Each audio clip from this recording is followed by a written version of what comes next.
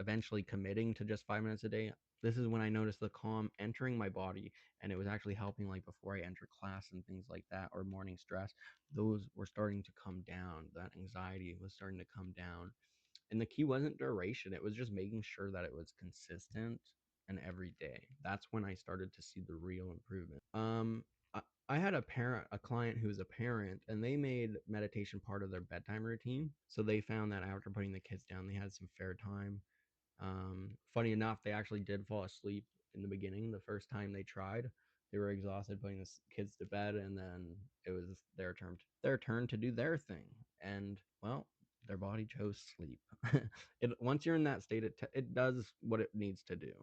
They said it was the first time in years that they didn't wake up feeling like they were already behind. That's amazing. It's amazing to see these things. It's amazing to document them. It's amazing to see the type of transformations that people are having, especially with just the entrance where we're just scratching the surface, right? Observe measurable effects, track that stuff.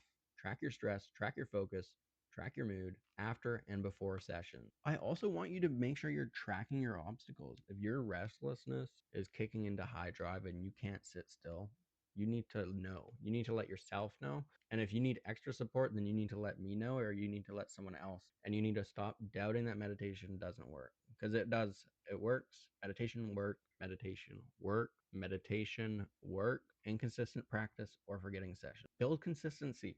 Write down a schedule, put it on a calendar, print out the cheat sheet, and I want you to write down what days you're going to be doing it. Observe your measurable effects by tracking the stress before and after meditation session. By tracking your stress, focus, and mood, it shows that the calm is something you can measure, and it's not just a feeling.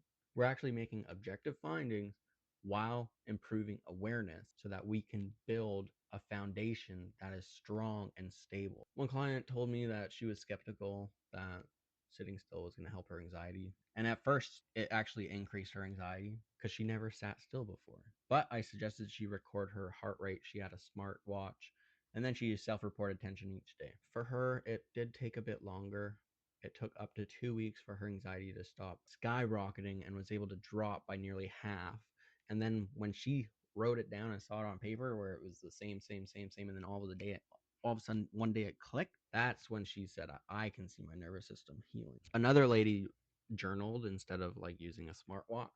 So she wrote 3 words after every session, her before mood and then her after mood. Over a month, her words shifted from foggy, tense, tired to clear, relaxed, and open. That is a huge change. It became her personal evidence that change was real and repeatable. She still has daily meditation sessions to this day.